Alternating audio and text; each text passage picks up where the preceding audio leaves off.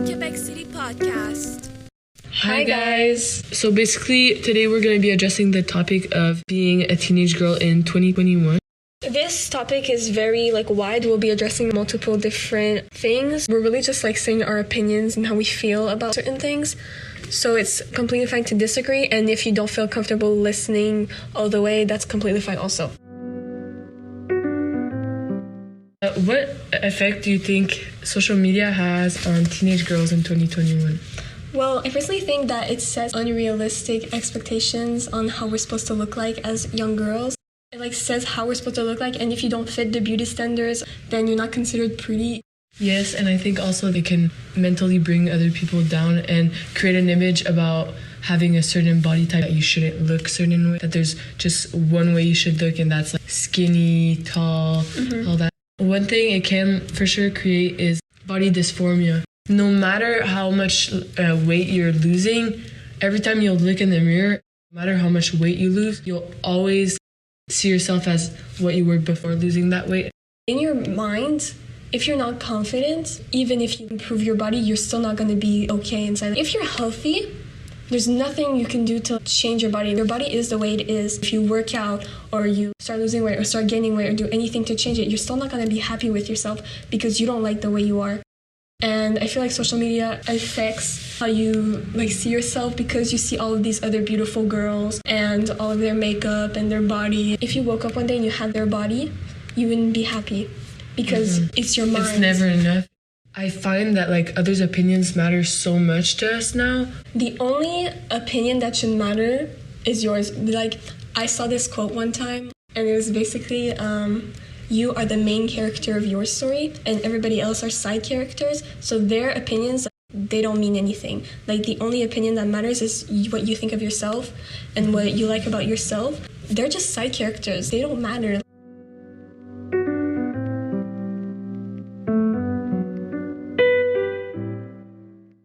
It's paranoia. You're walking and you're if somebody's following me right now, what if I don't make it home, okay?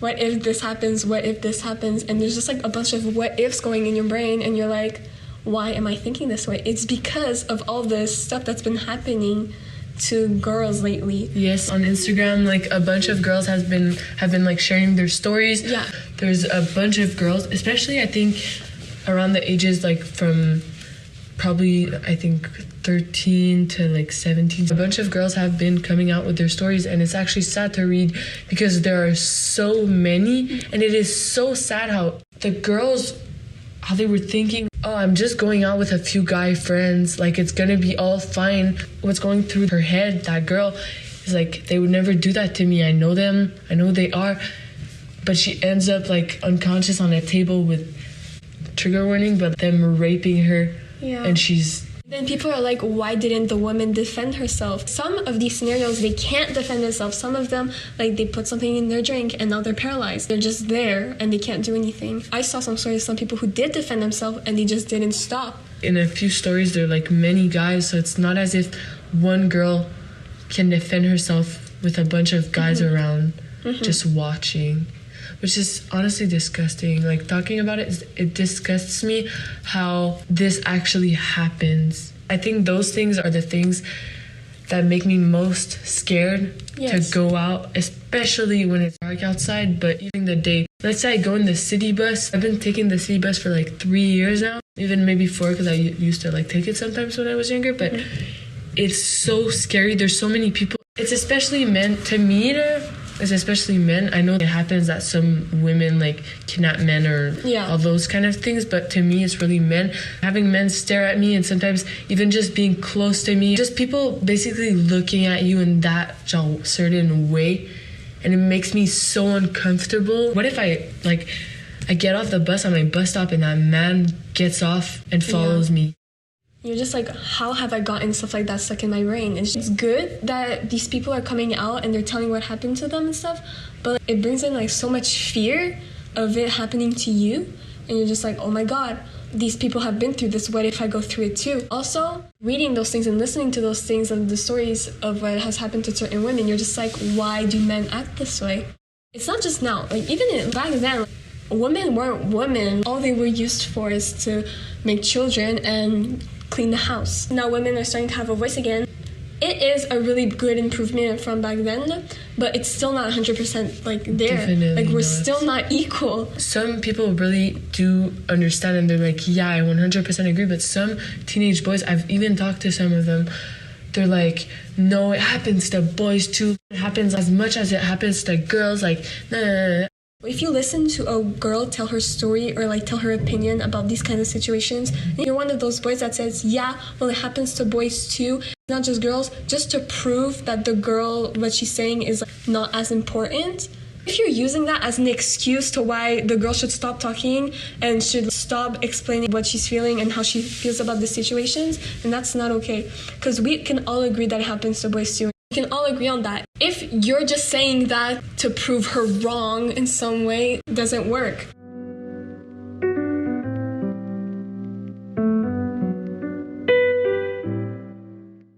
I don't know what's going through some of these teenage boys in 2021, but some of them, no offense, but just don't have knowledge. And these catcalling stuff, I've been catcalled so many times by boys my age or by boys a little older. People feel like it's okay for them to do it because it happens so often. It's not. No, it's not. Like, it's common sense. You can't really respond to it or react because also that's kind of what they want. I wouldn't personally, even if like it's happened already, but even if I would want to, I would never answer someone whistling at me or anything, because one thing I would be scared of is them parking their car and coming over to me. It's so common and it's being talked to about more, and more people are coming up on their experience and more people are telling it. So you feel like maybe it'll stop now because everybody's saying what has happened to them, and people are starting to understand. People are also starting to expose certain people that have done these things to them. I feel like it's something that's just never going to stop. And it's scary because you're like, what if I have a daughter one day? Yes, it's so true. Like our parents, like especially I think moms, but also dads for sure. My dad is so protective on boy stuff. Like it's such a fear because like my mom has been followed so many times and she almost got kidnapped when she was just walking home from her school. And that's why it's such a fear to her for me walking in the street at night. It's sad that it has to be a fear. If you arrive home late, your mom coming to see you and being, where were you? Yeah. Like I was freaking out. It's so sad that they also have to endure so much fear from all of this. A lot of stress and anxiety too. Yes. You know, in movies, dad is always super protective over the girl dating. What if that was because they know what boys can do, because they hang out with boys, because they are a boy? Yeah, because they were a teenage boy. One day, and they know how it is. All of this has become better throughout the years. But at the same time, I feel like it's the more generations, it's almost like the worst boys are, because I find that they don't care. They feel like they can say anything, do anything, like walking around and whistling at girls, saying certain stuff about girls. It's almost like they're not realizing how bad it is, and they find it funny. Like they're finding it funny, and it's, I don't know, I can't really say because I wasn't at school when my mom was here, or like when our moms were our age. But I feel like it's almost gotten worse because the boys almost don't care anymore. Why would it have to be us that would have to learn how to defend ourselves, that would have to dress properly? Why would it have to be us that has to do that when the boys do no effort to control themselves, first of all, to think about what they're saying before they actually say it, to think to themselves, if I say this, would it make her uncomfortable? Is it okay? Why can't you teach your son instead of treating your daughter to protect herself?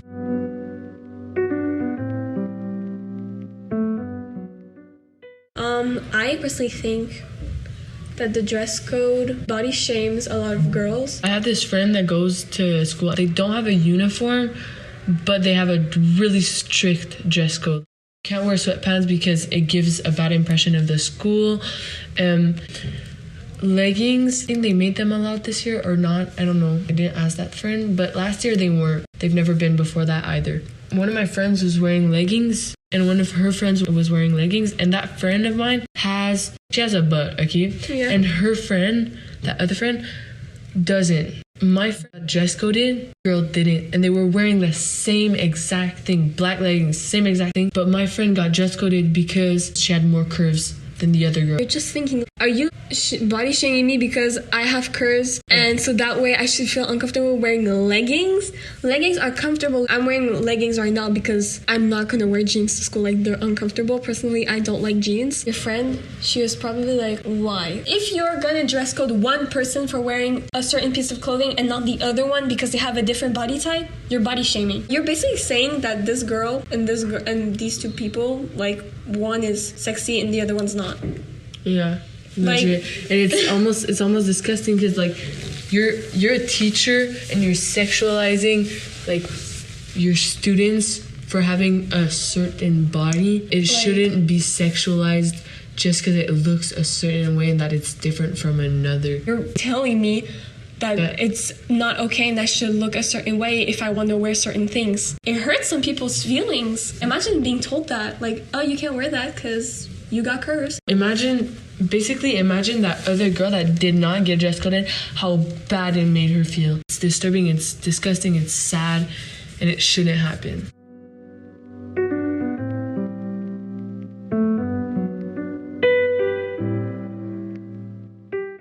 I don't know about you, but I have never met a female teacher that agrees with the dress code. That's what I like about our generation, because our teachers are younger.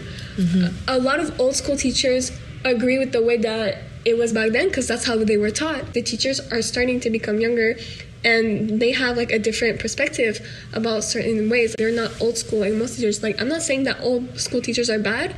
I'm just saying that they were taught the old way. Personally, young teachers, the teachers that I've met, they don't care about the dress code. Like, even the male ones, the young ones. Like, we're not coming here to get harassed either, so why would we dress a way that we would know that would make people uncomfortable? If I'm uncomfortable with what I'm wearing, I'm not gonna wear it to school. If I feel like, okay, this is a bit much, I'm not gonna go to school like that. I think we all have different opinions on what I feel comfortable wearing to school and what you feel comfortable wearing to school, and that's why the dress code kind of makes us like not be able to dress the way we want to dress.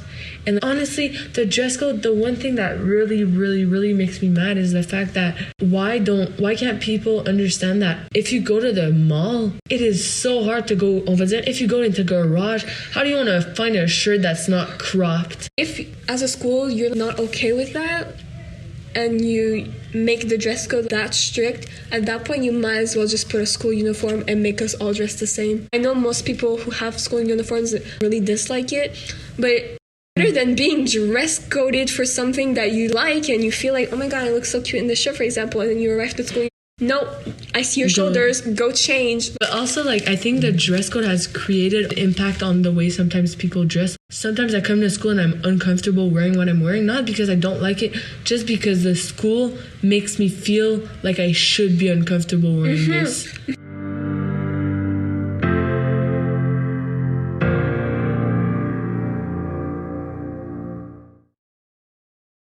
Hi, listeners. It's Susanna from VEC. And that concludes this episode of My Québec City, hosted and produced by Daphné and Charlotte. And if you or someone you know has experienced sexual violence, we want you to know that there is help and support available. Phone 1-888-933-9007. This service is confidential, bilingual, 24/7, and free of charge. Please subscribe to our YouTube channel to catch future episodes of My Québec City. Thanks for listening.